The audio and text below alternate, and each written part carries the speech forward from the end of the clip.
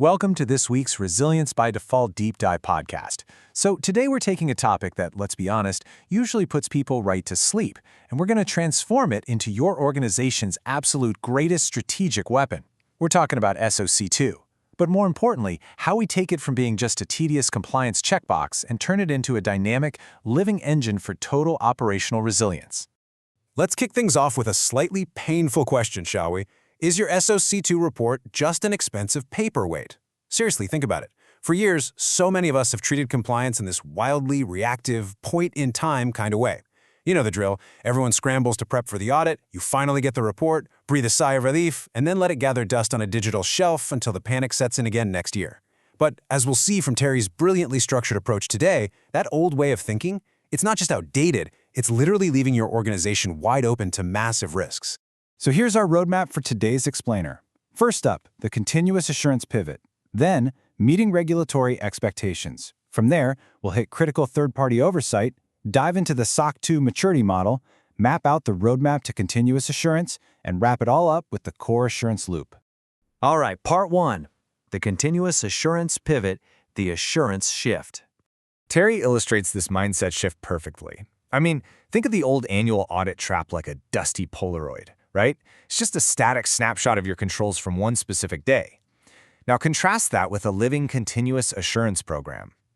Regulators today, they do not care if you were secure for a couple of weeks back in October. No way.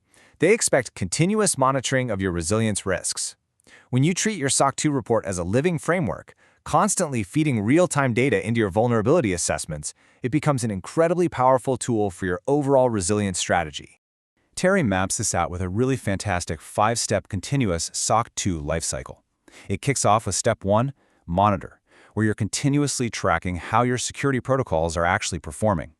Then step 2, you review that control effectiveness to spot any gaps.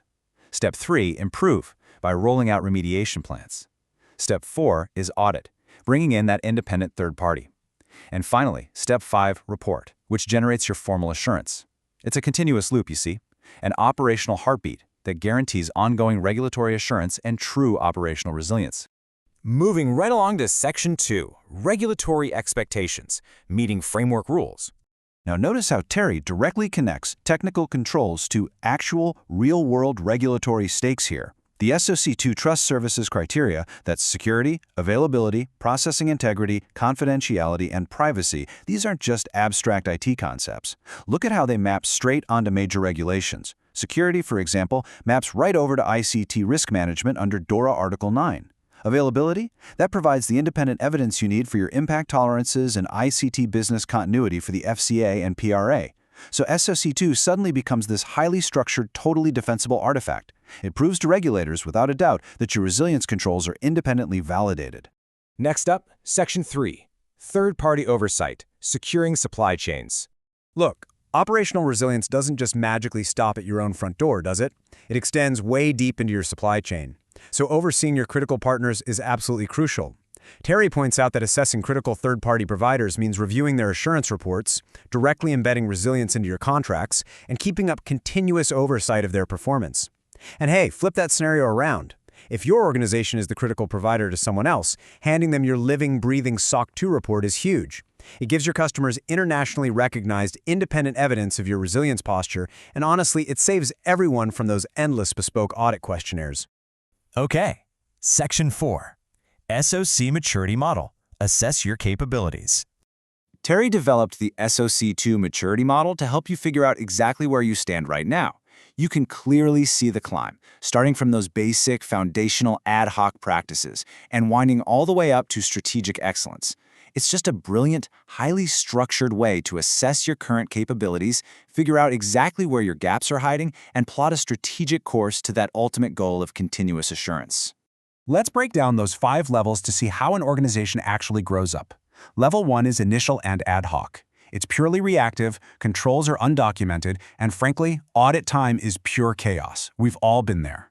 Level 2 is developing. You finally got some policies documented, but how teams execute them is all over the place. Now, Level 3 is a major turning point, defined. Controls are standardized and executed with repeatable quarterly monitoring. Then at level 4, managed, we bring in automated monitoring and measure effectiveness with concrete KPIs. And finally, level 5, optimized. This is the promised land, folks. Automated continuous assurance, where real-time monitoring is fully embedded into your enterprise resilience and goes straight into direct board reporting. Section 5. Continuous Roadmap. Steps to Optimization. So, knowing the maturity levels is great and all, but how do we actually climb that ladder? Well, Terry lays out the roadmap in 3 main strategic phases. Phase 1 is all about establishing foundations.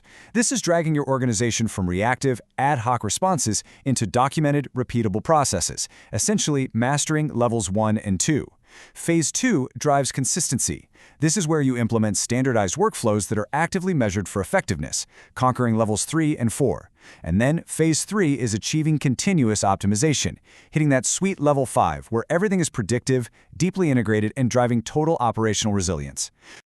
And finally, Section 6, Core Assurance Loop, driving true resilience. To tie this whole explainer together, we look at Terry's final conceptual model, the core assurance loop. This is the ultimate goal. It shows exactly how internal controls and audits generate the formal evidence needed to actively secure regulatory confidence and trust. Think about it. Audit findings drive remediation plans, those plans spark operational improvements, and that whole process delivers essential, data-driven oversight straight to the board. It perfectly captures how a mature SOC 2 program stops being that dreaded annual headache and instead becomes a continuous engine that actively powers your resilience by design. So, taking in everything we've explored today, I really want to leave you with a critical question. Where do you sit on that maturity scale right now? And honestly, is your evidence truly audit-ready today? Terry's frameworks prove that making the leap from a reactive scramble to a state of continuous, optimized resilience is entirely possible. But it absolutely requires a conscious, structured shift in how we think about compliance and our control environments. Podcast released every Tuesday on Spotify and YouTube.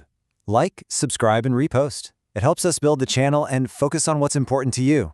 On Tuesday, 9th June, the Resilience Association has its 6th annual summit. This year's theme is Critical Third Parties, Strengthening the Backbone of Resilience. Carrie will be there.